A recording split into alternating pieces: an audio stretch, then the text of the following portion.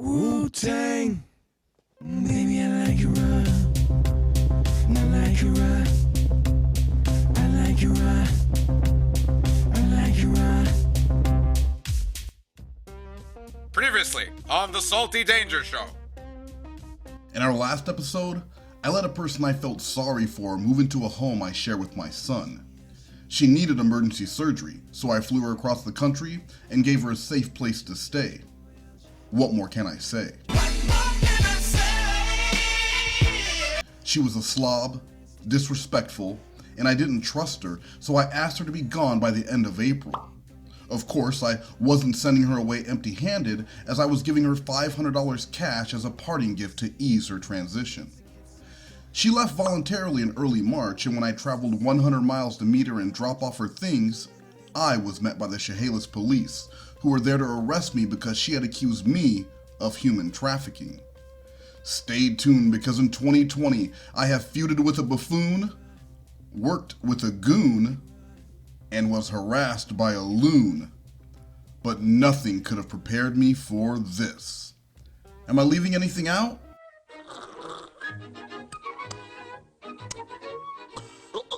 Needs more salt. Oh no, I got plenty of that. Tiffany Lockhart? Hello, hi. Hit the theme music.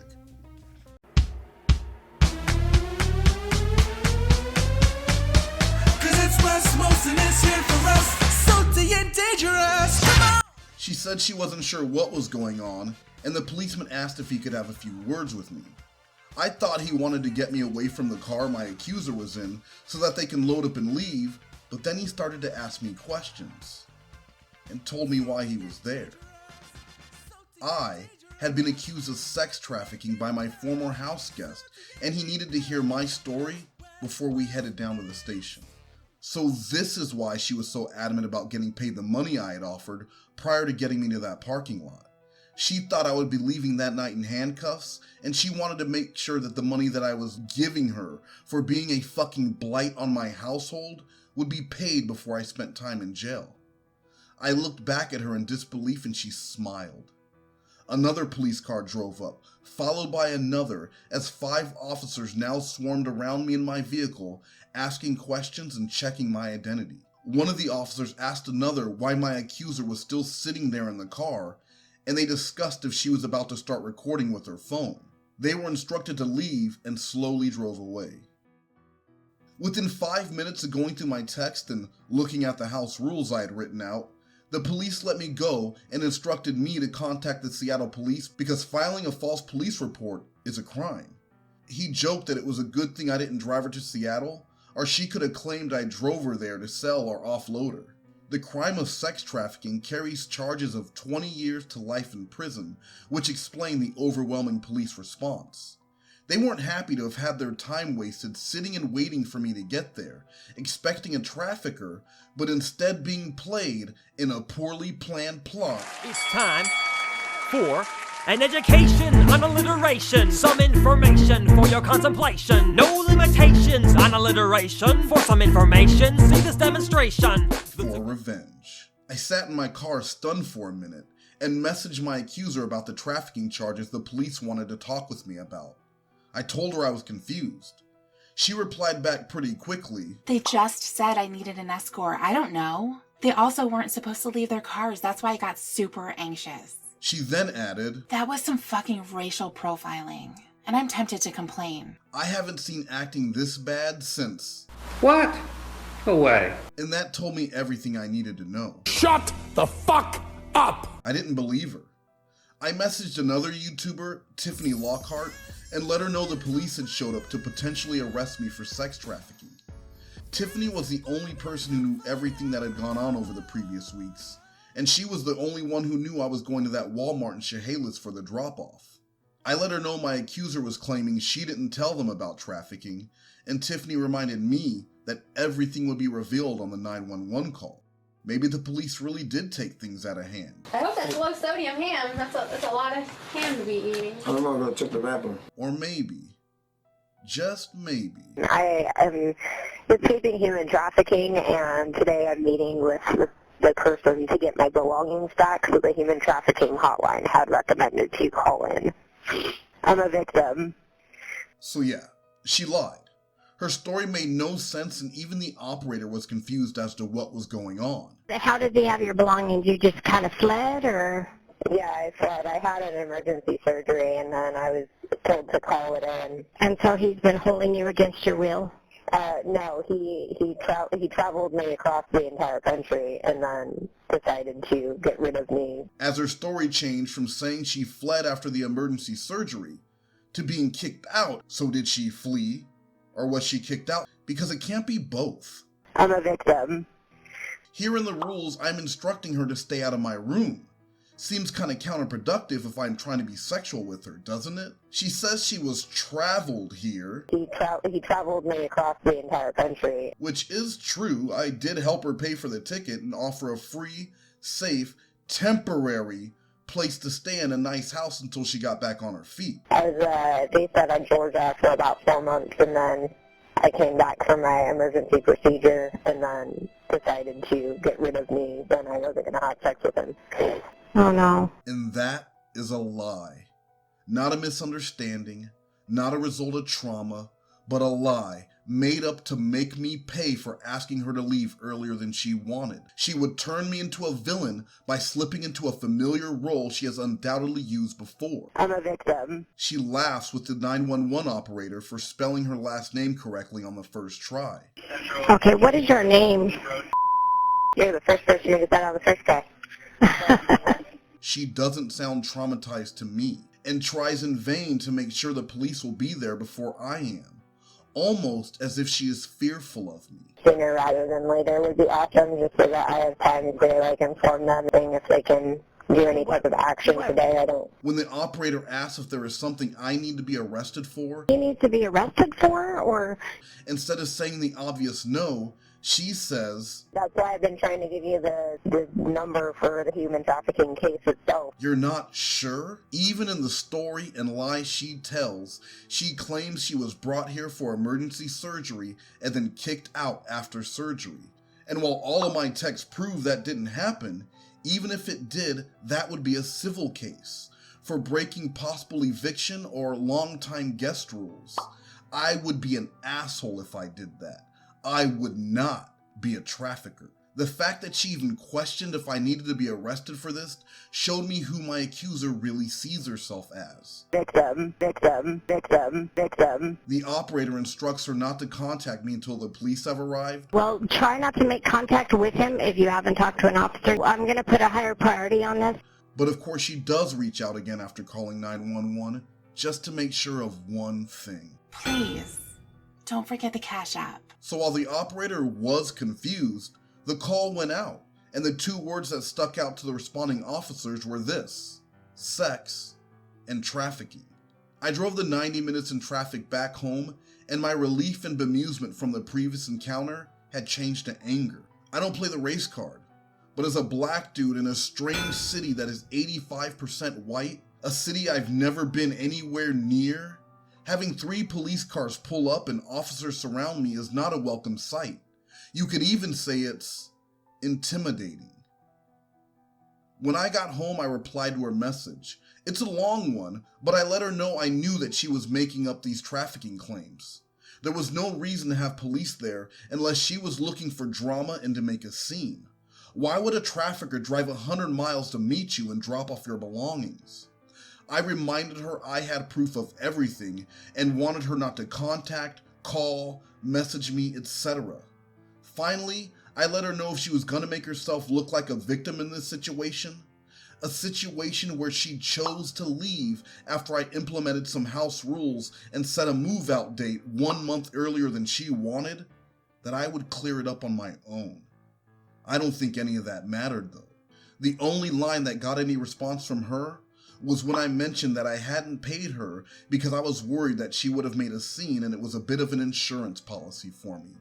I obviously was not going to pay her now that she tried to have me arrested, and only a sociopath would still be standing in front of me with their hand out asking for the literal handout that I was giving away before. You promised me money. After that, I'm gone.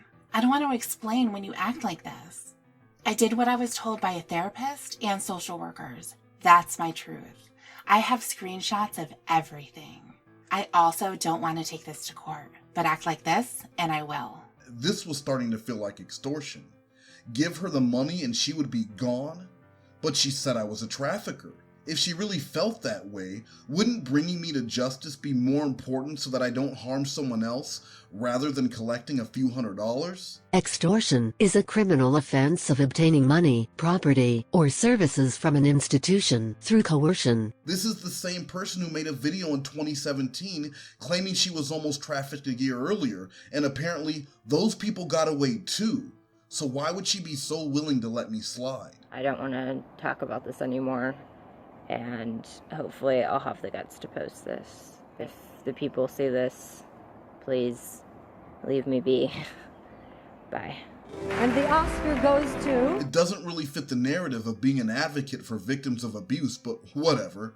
I wasn't going to reply because I wanted to see where she would go next, and she did not disappoint. All right, court it is. No contact till court. You're already reported. You can't bring someone across the country and kick them out within a month because they won't cuddle or want to be sexual with you. You fucked with the wrong person. The investigation has already been a thing since I came out of surgery, and the social workers told me that what you did was illegal. I know my rights. I am no fucking victim. You made me homeless after complications with the surgery. You had your chance to have me drop the charges and disappear. Nope. I don't want contact with you. This isn't content or some game for me, idiot. Then I got a request to my email for half the money via Cash App. This is when it officially became extortion, on top of the false police report charges. She tells me her new lie that I kicked her out for refusal to be sexual with me, and she mentions for the second time that money would make the charges drop. I tried one last time to give her the benefit of the doubt. I let her know if she was able to get the police to confirm that they made up the trafficking charges, I would gladly pay her those move-out funds. I concluded with, I don't feel it's right to expect money from me if you were trying to get me arrested. I don't think it's asking too much. Her response was, I said no contact. You're really not the brightest. You're going to court. And let's talk about that, shall we? Because she mentions on her GoFundMe that she is going to need legal fees and she has a looming court case. But I don't think she mentions that she will be the defendant in that case. She has nothing. Stop fucking lying! Hey! Hey! One more time! Hey! Stop fucking lying! The Chehalis police closed the case. The trafficking hotline knew the case was bullshit, so they are using the time and resources for people who actually need it. But the police where I live, they don't take these charges lightly. The police were at my house within hours, and without going into specifics, let's just say contact was made. Later that day, the GoFundMe was updated and mentions the move-out support that she did not receive, as if she'd been ripped off or cheated instead of telling the truth. The person I was living with free of charge asked me to leave a little earlier than I wanted, so I called the police and accused him of trafficking. Now he won't give me the $500 he was going to give me for free. Can I have some money, please? That's the problem with the truth, though. Who would donate if they knew that? Here, where she mentions that she was threatened with the restraining order and that I blamed her for victimizing herself by leaving early, what she really meant was this. The guy I made up lies about and tried to have arrested told me not to contact him again or he would file a no contact order. What an asshole. Will you donate now, please? The GoFundMe updates continue, with the latest being, we are facing a legal battle due to trusting someone we shouldn't have. We can't even get a call back from the support networks that are supposed to be assisting. It is a repeat, but worse of the domestic abuse court battle because the resources won't even respond to us calling in a crisis mode. We need a lawyer, advocate, and case manager. Why can't she take the hint? They aren't calling her back because she doesn't have a case. Why would she be in crisis mode and over what? She wants a free lawyer, advocate, and case manager because she didn't like the house rules? Because her move-out date was changed from May to April after I flew her out here so she could get the emergency surgery she so desperately needed? There are actual victims out there who need help, Real people, desperate for a lawyer, advocate, or case manager, and I only hope that they didn't get a busy signal when they called for assistance because she was tying up the phone lines with fuckery. My only real crime was being a dumbass and letting her move in the first place, and I already know what she'll get for that. It's all there, black and white, clear as crystal. You get nothing. You lose. Good day, sir. A day or two later, I reached out to some of the people who had been accused of harassment, stalking, and more by my former house guest because now I had to question everything.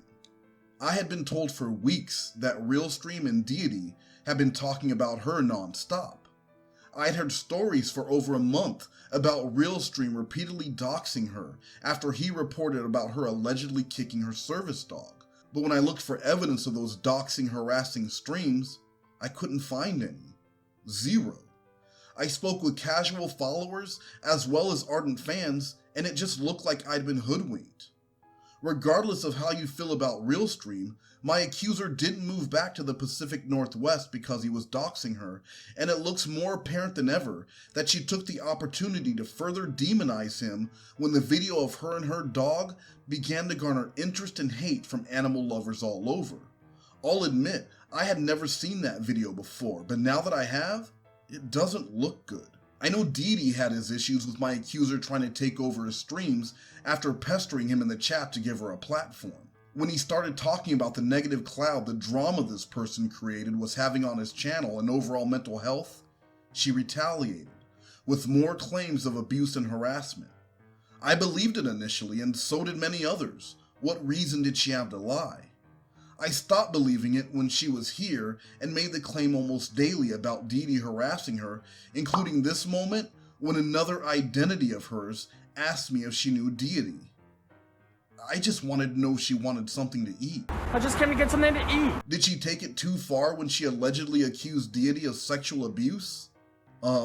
Yeah. Deity is not interested in that at all. Deity is gay. All I can tell you, sir, is that he's gay. Gay, gay. In my experience, false claims and drama are the unavoidable side effect from daring to interact with someone who has nothing to lose. I have seen the same playbook from Vince Nicotra.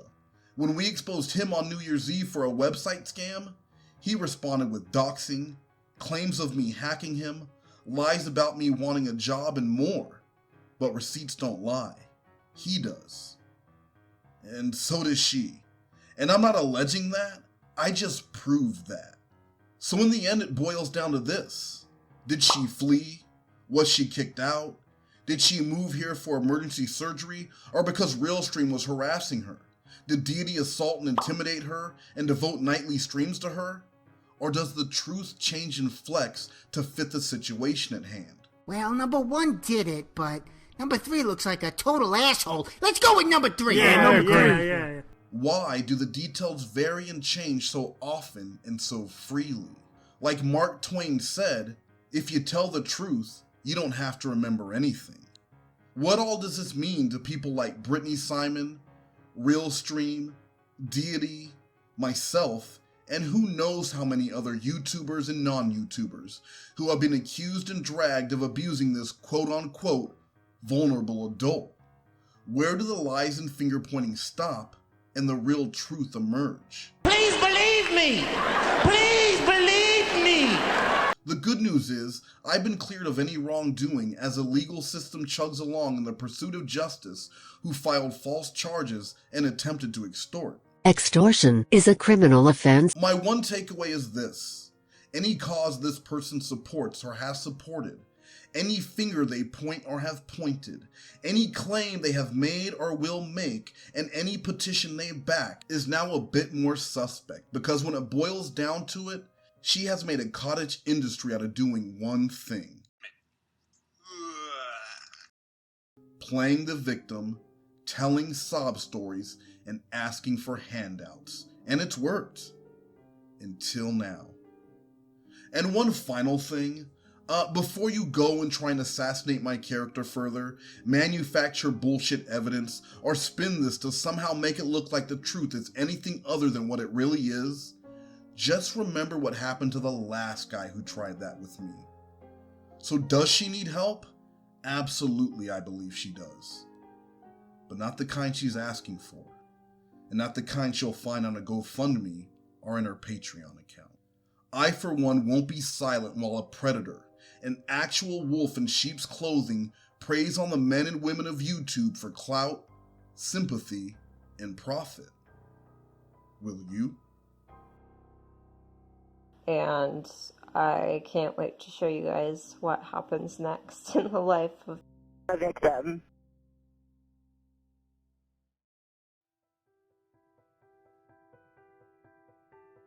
That's it for me. Your boy, WesMoast. And even though it's probably cheating, I want to hear more of that alliteration rap, so NSYNC, help me out. Baby, bye, bye, bye. Use words that start with the same letter. Over and over, the more, the better. Use words that start with the same letter. Over and over, the more, the better. Pay me now. Fucking pickle juice, pickle juice, pickle juice. I'm the bad boy. I've never been the bad boy. Want more Moast? Subscribe or click the video above.